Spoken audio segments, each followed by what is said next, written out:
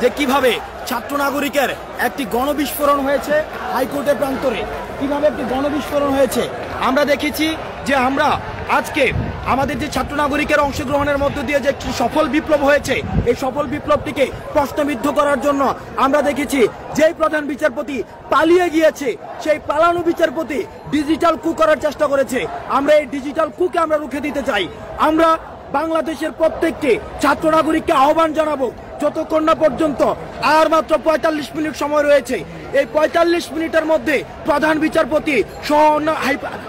বিচারপতি সহ আপিল বিভাগের অন্যান্য বিচারপতি পদত্যাগ না করা পর্যন্ত আপনারা কেউ রাজপথ ছাড়বেন না।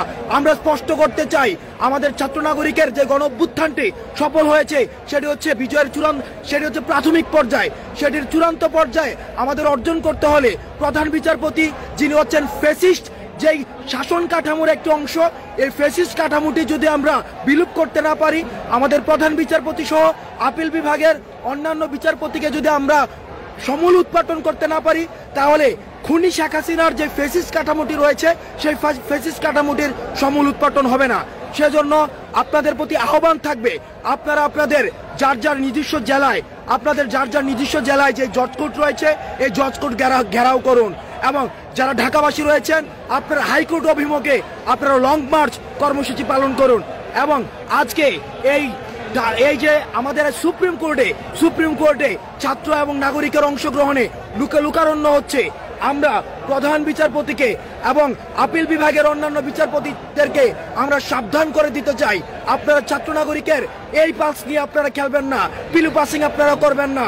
আপনারা স্বৈরতন্ত্রকে ছাত্র নাগরিক হটিয়েছে এবং স্বৈরতন্ত্রের আপনারা যে এক্সটেন্ডেড ভার্সন, এই এক্সটেন্ডেড ভার্সনকে আপনারা ছাত্র নাগরিক দেশ থেকে হটাবো।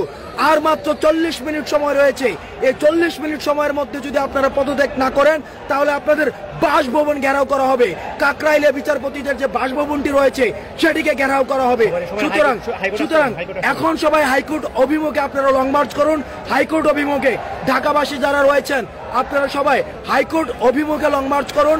আমরা কিছুক্ষণের মধ্যেই আমাদের বেঁধে দেওয়া টাইমের মধ্যে যদি প্রধান বিচারপতি সহ আপিল বিভাগের অন্যান্য বিচারপতি পদত্যাগ না করে, তাহলে আমরা যে কাকরাইলে যে বাসভবনটি রয়েছে বিচারপতিদের বাসভবন, সেই বাসভবনটি আমরা ঘেরাও করব। আমরা ছাত্র নাগরিকের যে গণবিস্ফোরণ, এই গণবিস্ফোরণটি গণভবন বিস্ফোরণের মধ্যে আপনারা দেখেছেন। আমরা বিচারপতিদের গণভবনের কথা মনে করিয়ে দিতে চাই, আমরা বিচারপতিদেরকে পার্লামেন্টের কথা মনে করিয়ে দিতে চাই। আপনারা জনগণের পালস নিয়ে খেলবেন না। স্বৈরতন্ত্রের বিদায় হয়েছে, খুনি হাসিনার বিদায় হয়েছে, স্বৈরতন্ত্রের দূষরদের বিদায় হয়েছে। সুতরাং স্বৈরতন্ত্রের অধীনে যে বিচার ব্যবস্থা ছিল সেই বিচার ব্যবস্থার প্রতি মানুষের আস্থাহীনতা তৈরি হয়েছে।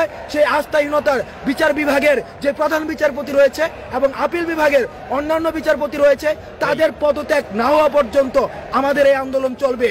এবং আর মাত্র আমাদের 1 ঘন্টার আমরা কাউন্টডাউন দিয়েছিলাম, 1টার মধ্যে আপনাকে পদত্যাগ করতে হবে প্রধান বিচারপতি। আমরা ইতিমধ্যে খবর পেয়েছি প্রধান বিচারপতি পালিয়ে গিয়েছেন। আমরা এই যার মনস্তত্ত্ব দুর্বল, যার নীতিকে ফেস করার কোনো ধরনের প্রভাব নেই, যার যোগ্যতার প্রশ্নে এক ধরনের আপোষ রয়েছে, তিনিই পালিয়ে যান। সুতরাং তিনি যেহেতু পালিয়ে গিয়েছেন, সুতরাং তিনি পদত্যাগ করে তিনি পালিয়ে যান, তাতে বাংলার মানুষের কোনো সমস্যা নেই। সুতরাং 1 ঘন্টার মধ্যে আমাদের বেঁধে দেওয়া টাইমের মধ্যে প্রধান বিচারপতি সহ আপিল বিভাগের অন্যান্য বিচারপতিরা আপনারা অবশ্যই পদত্যাগ করবেন। এবং বাংলার ছাত্র নাগরিক যারা রয়েছেন আপনাদেরকে আহ্বান জানাচ্ছি, আপনারা সবাই রাস্তায় নেমে আসুন। আমি আপনাদেরকে এখানকার চিত্রটা একটু দেখাতে চাই। এখানকার চিত্রটা দেখুন। আমি এই পাশ থেকে হচ্ছে আমি লাইভটি করেছিলাম। এই পাশ থেকে দেখুন ছাত্র নাগরিকের কি ধরনের অংশগ্রহণ।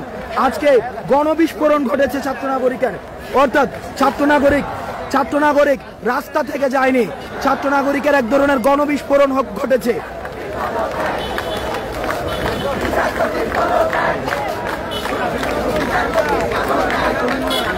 ছাত্র নাগরিকের গণবিস্ফোরণ ঘটেছে। প্রধানমন্ত্রী